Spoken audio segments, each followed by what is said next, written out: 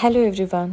ಇವತ್ತು ಸುಗನ್ ಟಿಫನ್ ಬೇಡ ಅಂದ್ರು, ಬರೀ ಇವಾಗ ಡ್ರೈ ಫ್ರೂಟ್ ಶೇಕ್ ಮಾತ್ರ. ಸೊ ಅದನ್ನ ಹಾಲಲ್ಲಿ ನೆನೆ ಹಾಕ್ದೆ. ಇದು ಸುಗನ್ಗೂ ನನಗೂ ಬ್ರೇಕ್ಫಾಸ್ಟ್ ತರ. ನೈಟ್ ಡಿನ್ನರ್ಗೆ ಮೀನ್ ಸಾರು, ಮೀನ್ ಫ್ರೈ.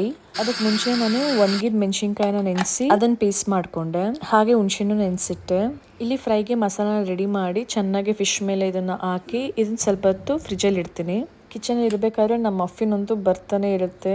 ಸ್ವಲ್ಪ ಅದನ್ನು ಮುದ್ದಾಡಿಲ್ಲ ಅಂದ್ರೆ ನನಗೆ ಮನಸ್ಸು ಸಮಾಧಾನ ಇಲ್ಲ. ಸೊ ಇಲ್ಲಿ ಶೇಕಿಗೆ ಇವತ್ತು strawberry, blueberry, banana, chia seeds add ಮಾಡಿಕೊಂಡೆ. ಮಿಕ್ಸರ್ನ ಇಟ್ಕೊಳ್ಳೋಕ್ಕೆ ಸುಗನು ಹೆಲ್ಪ್ ಮಾಡಿದ್ರು ಮತ್ತು ಕುಡಿದು ಅವ್ರ ಆಫೀಸ್ಗೆ ಹೋದ್ರು. ಇದು ನಮ್ಮ ಮನೇಲಿ 2 ಥರ ಫಿಶ್ ಗ್ರೇವಿ ಮಾಡ್ಕೊತೀವಿ. ಒಂದು ಈ ಸ್ಯಾಲ್ಮನ್ದು, ಇನ್ನೊಂದು ಬಾಂಗ್ಡಾದು.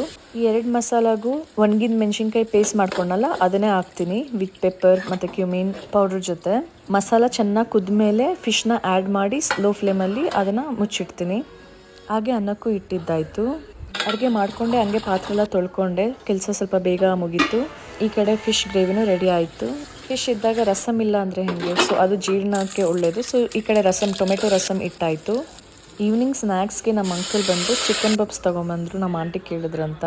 ಸೊ ಚಿಕನ್ ಪಪ್ಸ್ಗೆ ನಾನು ಇಲ್ಲಿ ಜಿಂಜರ್ ಟೀ ಮಾಡಿಕೊಂಡು ನಾವೆಲ್ಲ ಕುಡಿದ್ವಿ. ನಾನು ಈವ್ನಿಂಗ್ ಆ ಥರ ಹೋಯಿತು.